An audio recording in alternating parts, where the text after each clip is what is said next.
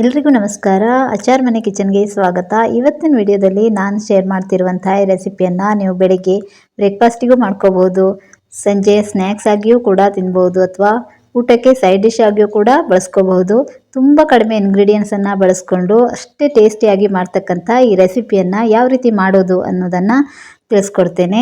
ಇಲ್ಲಿ ಒಂದು 5 ಕೆಂಪು ಗೆಣಸನ್ನು ತಗೊಂಡಿದ್ದೇನೆ. ಇದನ್ನು ನೀಟಾಗಿ ತೊಳೆದ್ಬಿಟ್ಟು ಸಿಪ್ಪೆಯನ್ನೆಲ್ಲ ತೆಗೆದು ಈ ರೀತಿ ಸ್ವಲ್ಪ ದೊಡ್ಡ ದೊಡ್ಡ ಪೀಸ್ಗಳಾಗಿ ಕಟ್ ಮಾಡ್ಕೋಬೇಕು. ಮೊದಲಿಗೆ ಹೋಳುಗಳನ್ನು ಬೇಯಿಸ್ಕೋಬೇಕು. ಗ್ಯಾಸ್ ಮೇಲೆ ಒಂದು ಪಾತ್ರೆ ಇಟ್ಕೊಂಡ್ಬಿಟ್ಟು ಅದಕ್ಕೆ ನೀರನ್ನು ಸೇರಿಸ್ಕೊಳ್ತಾ ಇದ್ದೇನೆ. ನೀರು ಹೋಳುಗಳು ಮುಳುಗುವಷ್ಟು ನೀರು ಹಾಕಿದ್ರೆ ಸಾಕು. ಮುಚ್ಚಳ ಮುಚ್ಚಿ ನೀರು ಸ್ವಲ್ಪ ಬಿಸಿ ಆಗೋದಕ್ಕೆ ಬಿಡೋಣ. ಇವಾಗ ನೋಡಿ, ನೀರು ಸ್ವಲ್ಪ ಬಿಸಿಯಾಗಿದೆ. ನಾವು ಕಟ್ ಮಾಡಿ ಇಟ್ಕೊಂಡಿರುವಂತಹ ಗೆಣಸನ್ನು ಇದಕ್ಕೆ ಸೇರಿಸ್ಬಿಟ್ಟು ರುಚಿಗೆ ತಕ್ಕಷ್ಟು ಉಪ್ಪನ್ನು ಕೂಡ ಸೇರಿಸ್ಕೊಂಡು ಒಂದ್ಸಲ ಚೆನ್ನಾಗಿ ರೀತಿ ತೀರಿಸ್ಕೊಳ್ಳಿ. ಇವಾಗ ಮುಚ್ಚಳ ಮುಚ್ಚಿ ಬೇಯೋದಕ್ಕೆ ಬಿಡೋಣ. ತೀರಾ ಏನು ಬೇಯಿಸೋದು ಬೇಕಾಗಿಲ್ಲ. ಗೆಣಸು ಆದಷ್ಟು ಬೇಗ ಬೆಂದೋಗ್ಬಿಡತ್ತೆ. ತೀರಾ ಕರಗಿಸ್ಬಾರ್ದು ಅಥವಾ ಅತಿ ಗಟ್ಟಿನೂ ಇರಬಾರ್ದು. ನೋಡಿ, ಇಷ್ಟು ಬೆಂದರೆ ಸಾಕು. ಇವಾಗ ಇದನ್ನು ಈ ಹೋಳುಗಳನ್ನೆಲ್ಲ ತೆಗೆದಿಟ್ಕೊಳ್ಳೋಣ. ನೋಡಿ, ಒಂದು ಬೌಲಿಗೆ ತೆಗೆದಿಟ್ಕೊಳ್ತಾ ಇದ್ದೇನೆ. ನೀವು ಇಡೀ ಗೆಣಸನ್ನು ಕೂಡ ಬೇಯಿಸ್ಕೊಂಡು ಆಮೇಲೆ ಕಟ್ ಮಾಡ್ಕೋಬೋದು. ಹಾಗೆ ಮಾಡಿದ್ರೂ ಕೂಡ ತುಂಬ ಚೆನ್ನಾಗಿ ಬರ್ತದೆ. ಇವಾಗ ಗ್ಯಾಸ್ ಮೇಲೆ ಇನ್ನೊಂದು ಪಾತ್ರೆನ ಇಟ್ಕೊಂಡ್ಬಿಟ್ಟು 1-2 ರಿಂದ 3 ಸ್ಪೂನ್ ಆಗೋಷ್ಟು ಎಣ್ಣೆನ ಸೇರಿಸ್ಕೊಳ್ತಾ ಇದ್ದೇನೆ.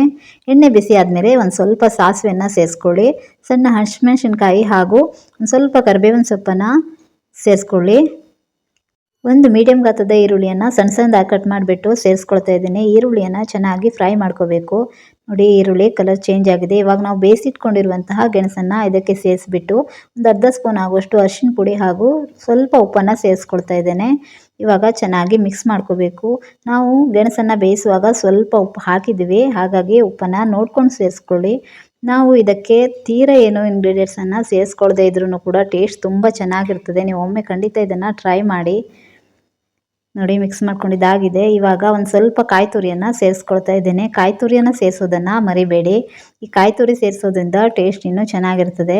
ಈ ಕಾಯಿ ತುರಿ ಸೇರಿಸಿದ ಮೇಲೆ 1-2 ನಿಮಿಷ ಈ ಕಾಯಿ ತುರಿ ಬೇಯೋ ರೀತಿಯಲ್ಲಿ ಫ್ರೈ ಮಾಡ್ಕೋಬೇಕು.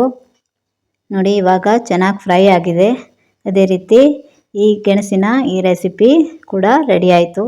ನೀವು ಒಮ್ಮೆ ಖಂಡಿತ ಇದನ್ನು ಟ್ರೈ ಮಾಡಿ. ಇದನ್ನು ನೀವು ಬೆಳಗಿನ ಟೈಮಲ್ಲಿ ಬ್ರೇಕ್ಫಾಸ್ಟಿಗೂ ಕೂಡ ತಿನ್ಕೋಬಹುದು, ಅಥವಾ ಊಟದ ಟೈಮಲ್ಲಿ ಉಪ್ಕರಿ ಥರ ಸೈಡ್ ಡಿಶ್ ಆಗಿಯೂ ತಿನ್ಕೋಬಹುದು, ಅಥವಾ ಈವ್ನಿಂಗಲ್ಲಿ ಸ್ನ್ಯಾಕ್ಸ್ ಆಗಿ ತಿನ್ಕೋಬಹುದು. ತುಂಬ ಟೇಸ್ಟಿಯಾಗಿರ್ತದೆ. ನೋಡಿದ್ರಲ್ಲ, ಈ ಗೆಣಸಿನ ರೆಸಿಪಿ ನಿಮಗೆಲ್ಲ ಇಷ್ಟ ಆದರೆ ವಿಡಿಯೋಗೊಂದು ಲೈಕ್ ಮಾಡಿ, ಚಾನಲನ್ನು ಸಬ್ಸ್ಕ್ರೈಬ್ ಮಾಡೋದನ್ನು ಮರಿಬೇಡಿ. ಮತ್ತೊಂದು ಟೇಸ್ಟಿಯಾದಂತಹ ರೆಸಿಪಿಯೊಂದಿಗೆ ಮತ್ತೆ ಸಿಗೋಣ. Thank you for watching.